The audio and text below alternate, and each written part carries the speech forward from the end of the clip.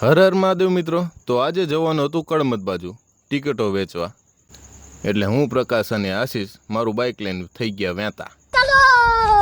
કળમદ જઈને આપણે કરીએ બનેવી જોડે રામ રામ અને પહેલે ટિકિટનું કરી નાખ્યું મુહૂર્ત. પછી હું આદિત્ય અને હિતેશભાઈ ત્રણેય જતા રહ્યા ગામમાં. દુકાનું દાદા બેઠા હોય અહીંયા મઢે બધી જગ્યાએ ડ્રોનો પ્રચાર કર્યો.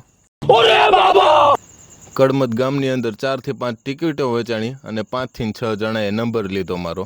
હવે જોઈએ કાલે કેટલાના ફોન આવે છે. અમે ચોકડીએ ગયા ત્યાં અરમાન, પ્રકાશ અને આશીષ અમારી રાહ જોઈને બેઠા હતા.